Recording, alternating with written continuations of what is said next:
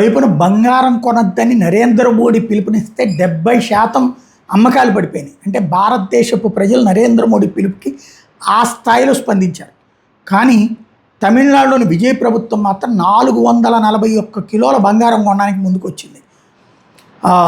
ఏదైతే 755 కోట్లు దానికి ఖర్చు పెడుతుందట. ఎందుకు అంటే 4,41,000 ఉంగరాలు కొనుగోలు చేయబోతోంది. ప్రతి శిశువుకి కూడా కొత్తగా పుట్టే ప్రతి శిశువుకు 1 గ్రాము చొప్పున బంగారం ఇస్తారట. మొత్తం 4,41,000 గ్రాములు అంటే ఏకంగా 441 కిలోలు బంగారం. ఆ మేరకు డబ్బులు ఇవ్వచ్చు. కానీ బంగారం ఇస్తామన్నాం కాబట్టి మాట నిలుపుకుంటామని అటు తమిళనాడు ప్రభుత్వం దానికోసం బంగారానికి భారీ ఎత్తున పిలుపునిచ్చారు. తాజాగా జోస్ అలుకాస్ అధినేత ముఖ్యమంత్రి విజయ్ని అధికారికంగా కలిశారు. గతంలో విజయ్ ఈ సంస్థకి బ్రాండ్ అంబాసిడర్ కూడా వ్యవహరించినటువంటి నేపథ్యంలో వాళ్ళకే ఇస్తారా, టెండర్లు పిలుస్తారా అన్నటువంటి చూడాల్సింది.